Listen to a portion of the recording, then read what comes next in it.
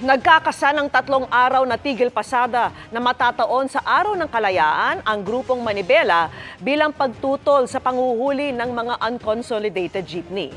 Ang mga posibleng maapektuhang lugar, alamin sa pagtutok ni Joseph Morong. Sa Lunes, June 10 hanggang June 12, Araw ng Kalayaan, 3 araw na magtitigil pasada ang grupong Manibela. Tinatayang 100,000 miyembro nila ang hindi papasada sa Metro Manila. Gayon din sa ilang probinsya sa Calabarzon, Central Luzon, Ilocos Region at Cordillera, pati ilang probinsya sa Visayas at Northern Mindanao.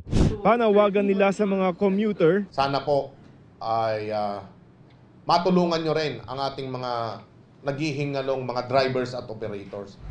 Tinututulan nila ang panguhuli sa mga deconsolidated na mga jeepney kahit nagkasundo ang Kongreso Transportation Department na payagan sila magparehistro sa loob ng 1 taon.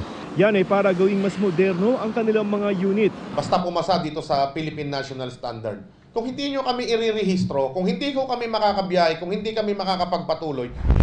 May ganyan daw na hinuli sa Novaliches, Quezon City nitong May 24. Ayon sa MMDA, nung 1 taon pa paso ang Provisional Authority ng nahuling driver.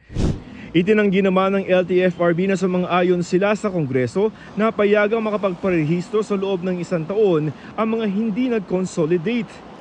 What we said is pag-aaralan po namin kung ano po magiging epekto nito sa transportation program.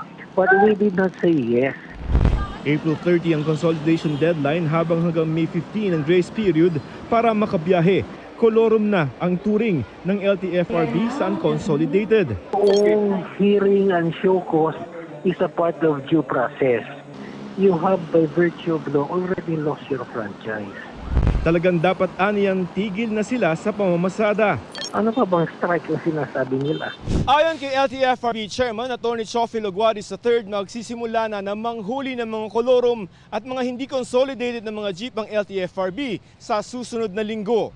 Di naman nababahala ang Transportation Department sa epekto ng tigil pasada sa mga commuter. Sanay na po yung lahat ng agency. In fact, our commuters in Metro Manila sanay na po sa kanilang plano.